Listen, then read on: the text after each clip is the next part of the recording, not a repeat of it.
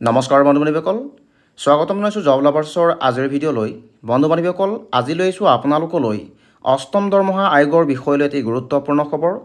তো বন্ধু বান্ধৱীসকল, মই সবিশেষ তথ্য আপোনালোকক জনাবলৈ গৈ আছোঁ, সেয়েহে ভিডিঅ'টি শেষলৈকে চাব। আৰু যদিহে আপুনি মোৰ ভিডিঅ' পোনপ্ৰথমবাৰৰ বাবে চাই আছে, তেন্তে মোৰ চেনেলটিক ছাবস্ক্ৰাইব কৰি ল'ব। অষ্টম বেতন আয়োগ কাৰ্যকৰী হ'লেই কেন্দ্ৰীয় চৰকাৰৰ অধীনৰ কৰ্মচাৰীসকলে লাভ কৰিব মোটা অংকৰ টকা। আশা কৰা হৈছে 14,000ৰ পৰা 19,000 টকা পৰ্যন্ত বাঢ়িব পাৰে বেতন। 2024 পহিলা জানুৱাৰীৰ পৰা অষ্টম বেতন আয়োগ কাৰ্যকৰী হোৱাৰ কথা।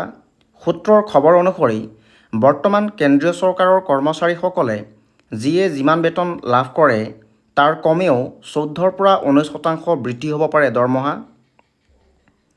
বিগত সোমবাৰেই জানিব পৰা গৈছে যে আগন্তুক মাহত অৰ্থাৎ এপ্ৰিলত অষ্টম বেতন আয়োগ গঠনৰ প্ৰক্ৰিয়া আৰম্ভ হ'ব। এয়া কাৰ্যকৰী হ'ব পাৰে 2026 অথবা 2027-ত।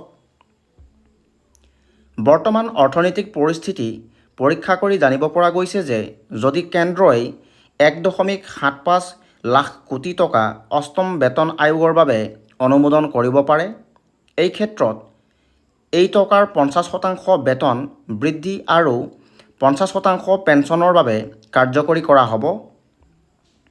আশা কৰিব পাৰি যে 14,600 টকা বেতন বৃদ্ধি হ'ব পাৰে।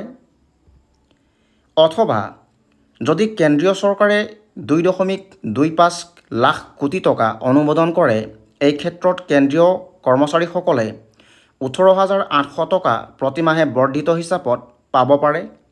বৰ্তমান সপ্তম বেতন আয়োগৰ বাবে প্ৰায় 1.02 লাখ কোটি টকা বেতন আৰু পেঞ্চনৰ বাবে খৰচ কৰা হয়। অনুমান কৰা হৈছে ফিটমেণ্ট ফেক্টৰ 1.92ৰ পৰা 2.08 বা 2.86 পৰ্যন্ত কাৰ্যকৰী হ'ব পাৰে।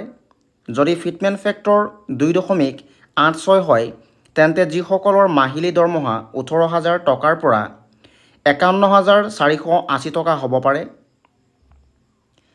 জানুৱাৰী মাহতেই অষ্টম বেতন আয়োগৰ মঞ্জুৰিৰ কথা প্ৰকাশ কৰিছিল কেন্দ্ৰীয় মন্ত্ৰী অশ্বিনী বৈশ্যই। এই বিষয়ক লৈ তাৰ পাছত কোনো আপডেট অহা নাই। তো বন্ধু বান্ধৱীসকল, এই আছিল অষ্টম দৰমহা আয়োগৰ বিষয়লৈ এটি বিশেষ আৰু গুৰুত্বপূৰ্ণ খবৰ। কৰ্মচাৰীসকলৰ এনেধৰণৰ ভিডিঅ'সমূহ পাই থাকিবৰ কাৰণে মোৰ চেনেলটিক ছাবস্ক্ৰাইব কৰি ল'ব। ধন্যবাদ।